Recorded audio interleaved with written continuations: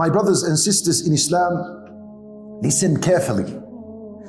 That is to train yourself to keep away from a dajjal. Keep away from him.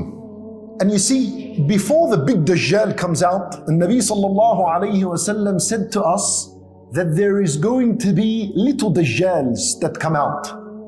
He sallallahu alayhi wasallam said 30 dajjals will come out before the main dajjal. 30 here in the hadith doesn't mean exactly 30. It means a number of dajjals will come out before the main one. All of them are known. They are all misguided, they are all fabricators, and they call people to misguidance, and they call them to corruption and evil. Like what we see in today's world. Start from whichever country you want and keep moving across the globe. You will find many dajjals. After the Khulafa's time, before that, Musaylim al-Kadhab, al-Dajjal, and all the way until this day, the-Dajjals are coming out.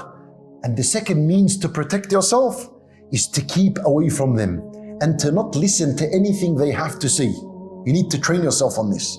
When Nabi sallallahu alayhi wa sallam, he said, "Man sami'a bid-Dajjal falyan'a anhu." Anyone who heard of the emergence of the big Dajjal, the main one, then let him keep away from him. That's فَلْيَنْأَ run away. Imran ibn Husayn, he said that the Nabi sallallahu alayhi wa sallam said this 3 times. Anyone who hears that the Dajjal has come out, then he should run away from him, should keep away from him. Even if he has Iman, even if he's a scholar, even if he's a righteous man, no matter what your situation is, run away from a Dajjal. Therefore, this is the second means in how we protect ourselves. Ibn Taymiyyah, rahimahullah, he had a very important commentary on this hadith, and he said that if the advice of the Messenger sallallahu alayhi wasallam was to keep away from the main Dajjal, then this should be the case for every Dajjal that appears before him, and that people should keep away from them. And see this keeping away from the Dajjal, this is also a means in how you protect yourself from every other fitnah that is on earth.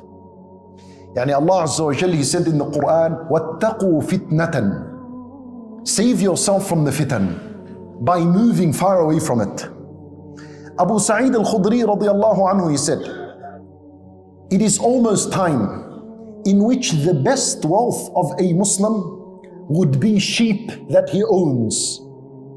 And he will take these sheep and he'll retire up to a mountain because that's safe from the predators like the wolf and the fox and so on. And he'll also take his sheep down to the valley because that's where there is greenery, vegetation, pasture land and grazing land and so on. And Nabi sallallahu alayhi wasallam said, it is about time that this moment will come in which the best of a person's wealth is sheep. He goes up to the mountain. Nabi sallallahu alayhi wasallam said, يَفِرُّ بِدِينِهِ مِنَ الْفِتَنِ. He runs away with his faith, away from the fitan. So once again, the hadith is teaching us that from the greatest matters that protect you from al-fitnah is to run away. When Nabi sallallahu alayhi wasallam, he said, إِنَّ السَّعِيدَ لَمَنْ جُنِّبَ الْفِتَنِ. The successful and the happy one is the one who keeps away from the fitan. And he said that 3 times, meaning the further away you are from the fitnah, the more successful and peaceful and tranquil you are. The closer you are to the fitnah, the more miserable and sad you become. That's the equation. So once again, in the words of Rasulullah sallallahu alayhi wasallam, he teaches us a powerful means to protect yourself is to distance yourself physically from the fitnah. And you all know the concept of al-hijrah in Islam, and that al-hijrah is the greatest deed after al-jihad. What is the hijrah all about? Al-hijrah is about moving from the land of the disbelievers to the land of the Muslims.